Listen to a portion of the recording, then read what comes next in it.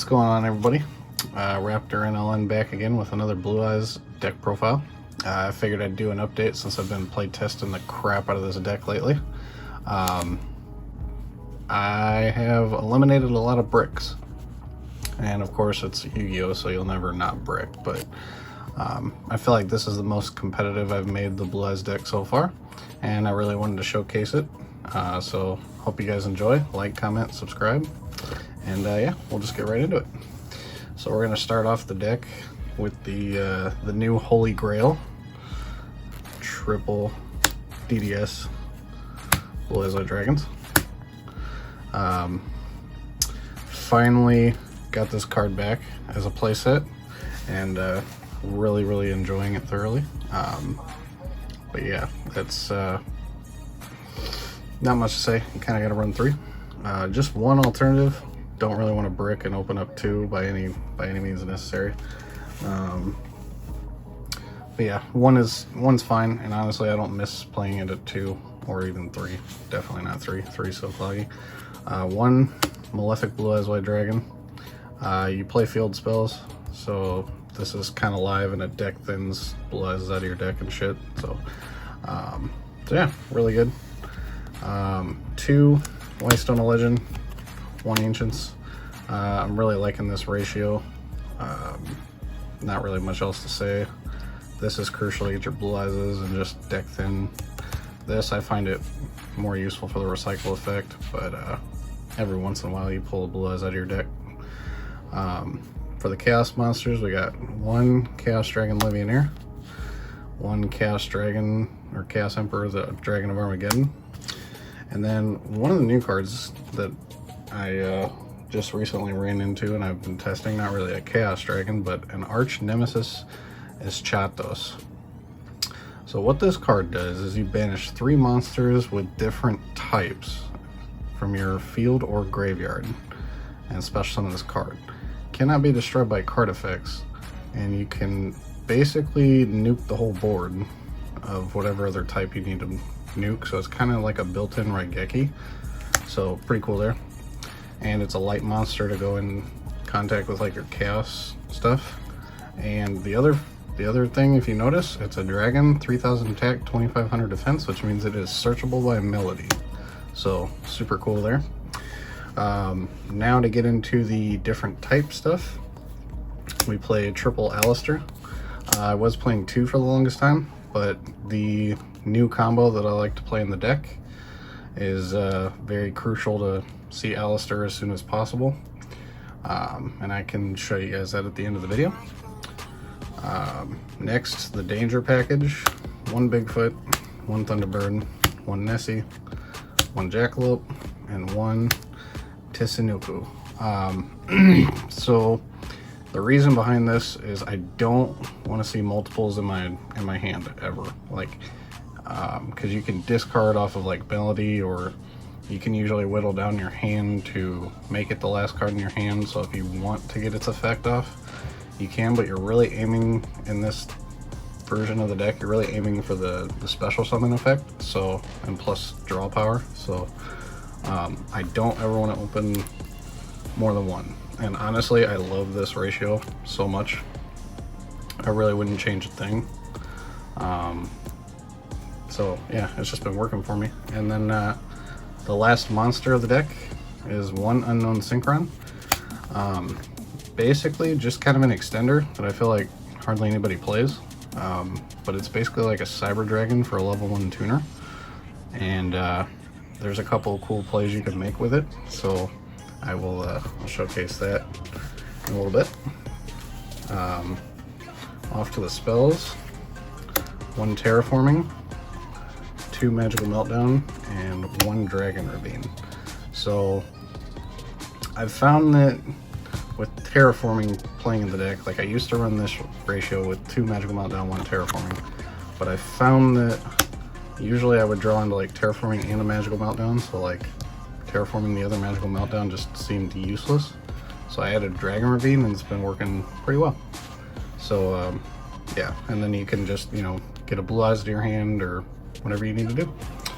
And then on that note, we play 1 Dragon Shrine, and then the main searcher of the deck, triple Melody of Awakening Dragon.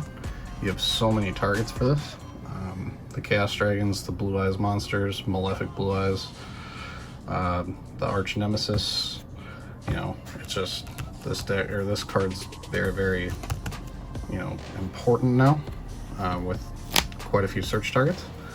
Pot of Desires, mostly because you're playing 3 of the most important cards of your deck, and past that, like, you don't really care what you banish, so you just want to plus and keep going as much as possible.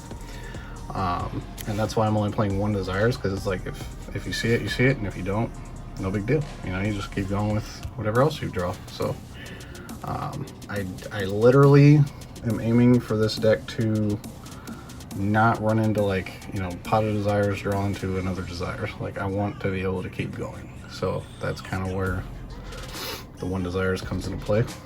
Triple trade-in. I mean, you play so many level 8s, might as well. Not much to really say there. For the Reborn cards, I play 1 World Legacy Succession. This card is so amazing. It's pretty much like another Monster Reborn. The main combo that I find myself doing with this is normal summon Alistair, link it away, and then you know, right there you can use this again to reborn another monster, whether it be Alistair or whatever else you got. So really good. And then Return of the Dragon Lords at 1, because I don't want to brick on it.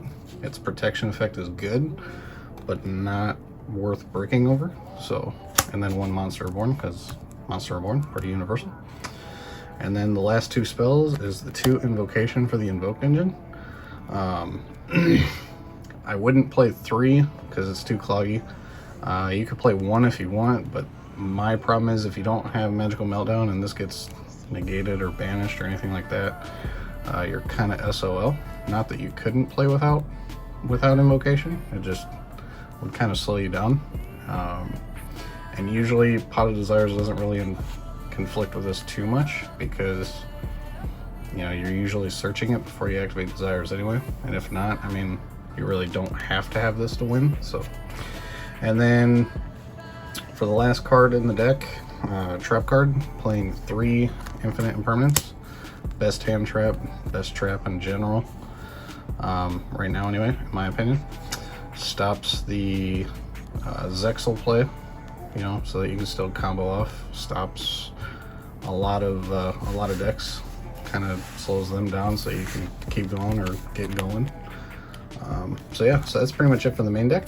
It is 40 cards, so not really looking to play more than that. Off to the extra deck.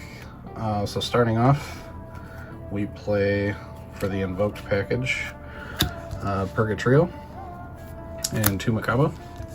I always want to bump this up, but I never see the need for more than that. Either you're going to win with this package, in my opinion, or you're going to lose. And the only time that I would really switch it is for, like, the Water Fusion against Paleozoics, maybe. But then there again, it's kind of not enough for me to say, yeah, let's swap these. So, and then the last fusion is Twin Burst. This is so good because if you open up with 2 Blue-eyes and an Invocation, you can just make this straight out of your hand, and it's one of the best monster removal cards in the deck. So, kind of hard not to play it for me. And you can recycle it back with the Whitestone Ancients, and you can also contact Fuse for it, so it's pretty universal there. For the Synchros, I am playing 1 Borreload Savage and 1 Dragon Spirit of the White, or Blue-eyes Spirit Dragon, sorry, wrong card. But anyway, this card you can make with either a Purgatrio after you're done with it, or the Danger Nessie. And then I like to use the Unknown Synchron because it's totally free to play. So that's kind of where he comes into play. And then, yeah. And then Spirit, honestly, he rarely comes up, but it's for, like, the, you know, graveyard pendulum decks. Slow him down. I feel like it's still very, very important option. So, and then next for the links, play 1 Salmon Great Almirage. This is like your main combo starter for Alistair. And Alistair, the Invoker of Madness. This has a really cool effect for, like, a first turn play, which I can show you. and then Blackluster Soldier and Skulldread. Skulldread just unbricks your hands, and Blackluster Soldier is, in my opinion, just kind of like a Chaos Max, only in Link version, and a lot better and a lot less bricky. So yeah, that's it for those.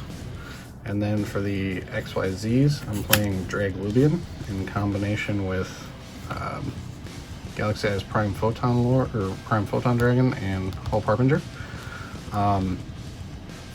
This is in here just in case you get that random, you know, unaffected by other card effects, 5,000 attack, 5-headed Link Dragon. This deals with that.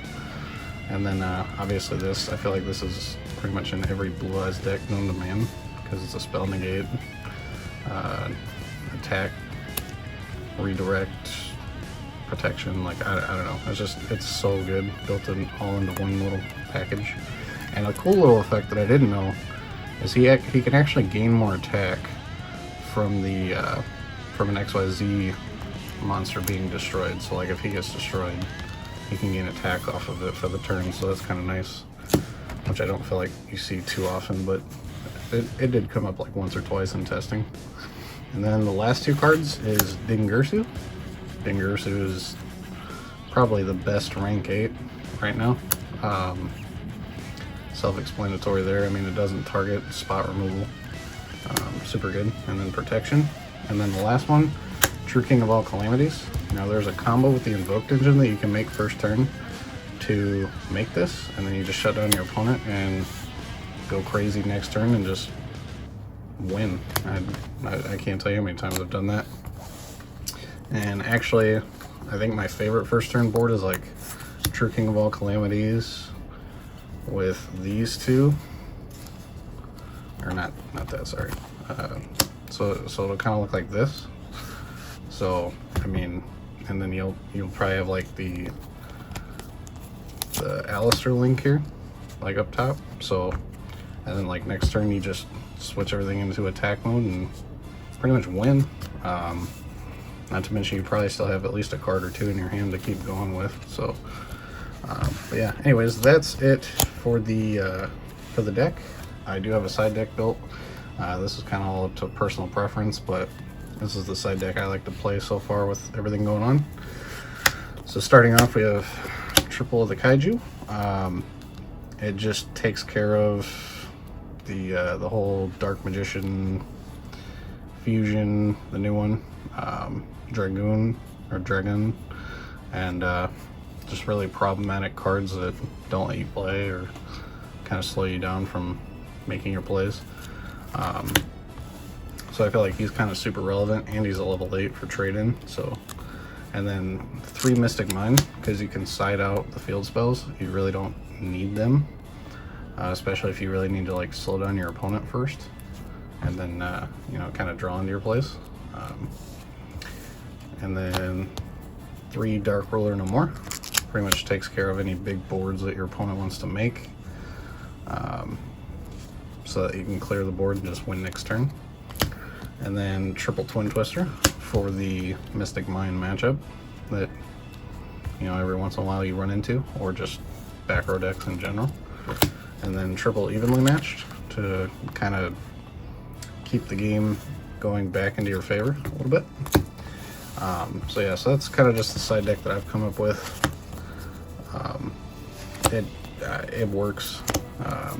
I mean, you could change Mystic Mine out if you wanted to. I feel like that's the only like solid change I would make if I was to make a change for something. But I feel like nobody kind of sees Mystic Mine coming once you start playing Blue-eyes. So kind of a nice little thing there. So anyways, now I will get into the combo that I like to make, and like this is like the basic version.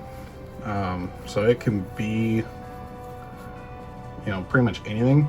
So all you need is Alistair, or a way to get to Alistair, and a light monster, really doesn't matter what it is, and just a way to summon another monster, whatever it is. It could be a danger, it could be, you know, Blue-eyes alternative, it can be, you know, whatever you can. So actually, or it could be even a revival card.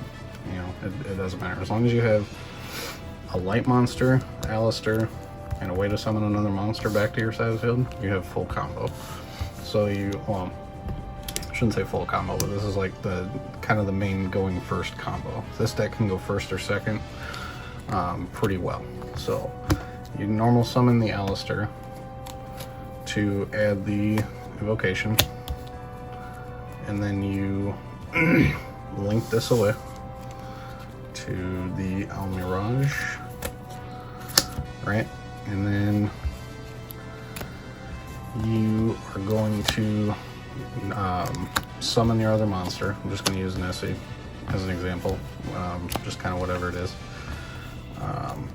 And then you've got, so far, like, we'll just say this in your hand. So like essentially I'm doing this with 3 cards.